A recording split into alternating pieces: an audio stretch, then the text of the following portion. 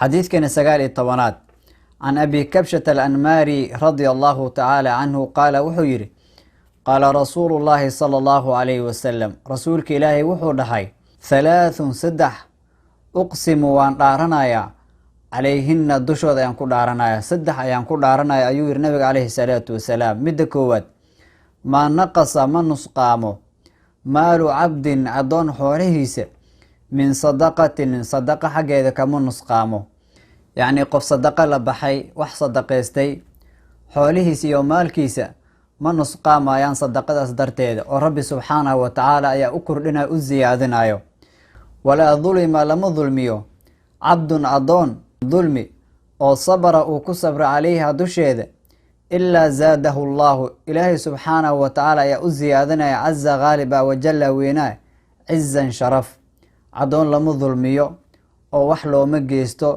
أو مركز أو كصبرايو ولا ظلميي ظلم اللو جيستي مركز أو كصبرايا وحوليه النبي صلى الله عليه وسلم الله سبحانه وتعالى ومزياديو waxaan ka ahayn sharaf iyo qiimo iyo loo yeelaya qofkaas ama adoonkaasi wala fataha mafur abdun adoon baaba mas'alatin wax weydiisa irideeda adoonka ma bilaaw inuu wax weydiisto illa fataha Allah subhanahu wa ta'ala wuxuu fura calayhi dushiisa baaba faqrin adoon ma bilaabo ama ma furo wax weydiisa irideeda inuu wax weydiisto dadku uu toogsado إلا الله سبحانه وتعالى وحو أفرع أدونكاس البابك فقيرتنما يا الله فرع ولي استاجر من قناي وهي أدونك وحال دونايا إنو شقيستو دادكو كمارمو حدو بلاو دادك إنو وحوي ديو أسيقن وحال فرعيا البابك فقيرتنما ذا مركو واسد دحوي النبي عليه الصلاة والسلام وكل عرناي مدكو دوحي تحي أدونك هدو صدقو ولبحا إله سبحانه وتعالى درتيسو وحو لبحا حوله سمن نسقامايان oo waa loo ziyaadinaya waa loo kordhinaya Allah subhanahu wa ta'ala ya u ziyaadinaya mid labaad waxay tahay adoonka lama dulmiyo dulmi oo dulmi looma geysto markaas uu ku sabro oo u dulqaato illa Allah subhanahu wa ta'ala wuxuu u kordhinaya u ziyaadinaya sharaf iyo qiimo loo ziyaadinaya mid saddexaad wuxuu nabiga calayhi salaatu wasalaam adoonka ma furo albaabka wax weydiisiga ma furo yani dadka inuu wax weydiisto inuu wax su'aalo ma bilaabo إلا الله سبحانه وتعالى وحو أفرى فقر الباب كسي الله أفرى فقير تنمى ولي استاجر من قناي وأحدثكم والذين ورمى حديث فاحفظوه حفظية انت اسكدب النبي عليه الصلاة والسلام وحو يري وحان إذن شيغا يا حديث أو حفظية وحو يري النبي عليه الصلاة والسلام إنما الدنيا أدونك ل4 نفر أفرقف بي أسقناتي أدونك أنا أدو جيدان أفرقف بي أسقناتي عبد ولعبد أدون أسقناتي أدون كاسو رزقه الله سبحانه وتعالى وكو أرزاقي مالا حولا يو علما يو علم أوسيي فهو مرككاس يتقي وبقايا فيه مالكاس الحديث ربك سيوك بقايا سبحانه وتعالى ويصل حريرنا فيه مالكاس الحديث رحمه قراود سيوك حريرنا ويعمل وشقينا لله الله سبحانه وتعالى درتس وشقينايا فيه مالكس دحديس حقا حق الوليه أيو شقينايا فهذا وحي النبي صلى الله عليه وسلم كان بأفضل المنازل بوصسك متك وفي عن أيو كجرا أيو جوغا مركو حولي النبي عليه الصلاة والسلام حديث كنتي سدنبا أدون كان أدو جيتان أفرقف بأسقنادي دادك أدون كان جوغو وأدون كان تعبنا وأن أفرقف midka koowaad wuxuu yiri nabiga calayhi salaatu wasalaam waa adoon Allah subhanahu wa ta'ala uu siiyay xoolo fara badan ayuu siiyay sidoo kale wuxuu siiyay cilmi ayuu siiyay cilmiga shariicada iyo diinkan waa la baray markaas xoolihii rabbiga subhanahu wa ta'ala ayuu kaga baqaya dhaxdiisa xoolihii rabbi subhanahu wa ta'ala uu siiyay wuxuu kaga baqaya Allah subhanahu wa ta'ala yani xaqii lagu lahay uu gudanaya meel xalaal ayuu ku bixinaya xaraan kuma bixinayo dadku kuma dulmanayo حوليس ربي سبحانه وتعالى أيو أقبقايا سيدو كلا قرابيس أيو حريرينايا سيدو كلا حولا وحو عمل فرايا الله سبحانه وتعالى درتيس يعني حقي لغو لحين وبحينايا مساكين تيو ساعدينايا صدقات أيو لبحايا عبادة أيو كوكا الميسانايا متك كواد ومتكاسوي متكاسوي النبي صلى الله عليه وسلم وحو جوغا بوسسك متك أقف يعني أيو جوغا يعني ميرسر أيو جوغا قفكاس wa cabdin iyo walicabdin iyo addoon ayaa u sugnaatay, waa midkii labaad wey. rasaqahu llahu, allah subxaanahu watacaala uu ku arsaaqay, tacaala sareeyey, cilman cilmi ayaa la siiyey qofkan, cilmi ayaa rabbi subxaanahu watacaala uu ku arsaaqay. walam yarzuqhu, laakiin laguma arsaaqin maalan xoolo, laakiin xoolo lama siinin.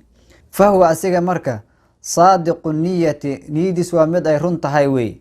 yaquul wuxuu leeyahay low ana lii, hadduu ii sugnaa lahay maalan maal, la camiltu waan shaqayn lahaa bicamali fulaanin, hebel camalku uu qabtay oo kale ayaan qaban lahaa. midka labaadna wuxuu leeyahy nabiga calayhi salaatu wasalaam, waa qof allah subxaanahu watacaala cilmi uu baray, diinka ayaa la baray, la fahansiiyey, laakiin xoolo lama siinin, waa qof iska faqiir ah, oo qof iska maskiin ah, xoolo lama siinin. laakiin nabiga calayhi salaatu wasalaam wuxuu yidhi niyadiis waa mid ay run sheegayso, waa run lowey, yacni niyadiis wuu ku run sheegayaa.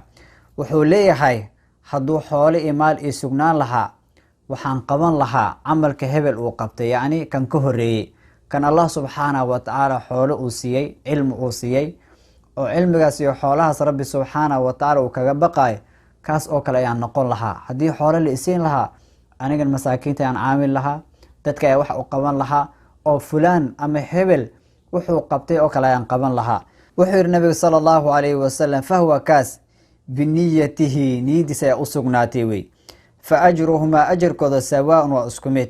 kanna waxaa u sugnaaday marka wuxuu niyeystay ayaa u sugnaaday, asiga iyo kan ka horeeyey ajirkooda iyo thawaabkooda waa isku mid wey. maadaama niyadiis ay ku jirto, haddii xoolo la siin lahaa, allah subxaanahu watacaala dartiis inuu wax ugu qabanayo uu ka baqaayo, allah subxaanahu watacaala ninkaas wuxuu siiyey thawaab iyo ajir u dhigmo ninka koowaad ajirkiisa oo kale la siiyey. yacni sababta lagu siiyey maxay tahay?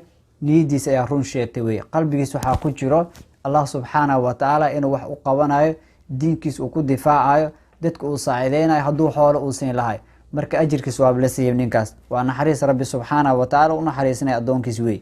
marka fa ajruhumaa, ajirkooda sawaaun, waa isku mid ayuu yidhi. wa cabdin iyo walicabdin iyo addoon ee u sugnaatay adduunkan, waa kii saddexaad wey. rasaqahu llah, allah subxaanahu watacaala uu ku arsaaqay maalan xoolo baa la siiyey qofkii saddexaad.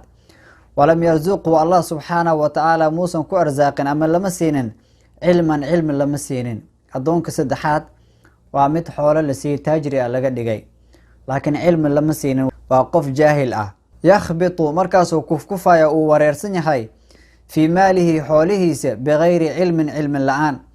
laa yattaqi, kama baqo, fiihi maalkaas dhexdiisa, rabbahu, rabbigiisa. walaa yasilu, mana xariiriyo, fiihi xoolahaas dhexdiisa, raximahu, qaraabadiisana kuma xariiriyo. walaa yacmalu, mana shaqeeyo, lilaahi, allah subxaanahu watacaala dartiisa, fiihi xoolahaas xaqan, xaq rabbi subxaanahu watacaala uu ku leeyahay ama xoolaha lagu leeyahay ma shaqeeyo. fa haada kan, wuxuu yihi nabiga calayhi salaatu wasalaam, midkan biakhbathi lmanaasili, boosaska midka ugu khabiisan, midka ugu xun ayuu joogaa. midkan saddexaad nabiga calayhi salaatu wasalaam wuxuu leeyahay waa qof allah subxaanahu watacaala xoolo uu siiyey, laakiin cilmi lama siin, waa nin jaahil ah.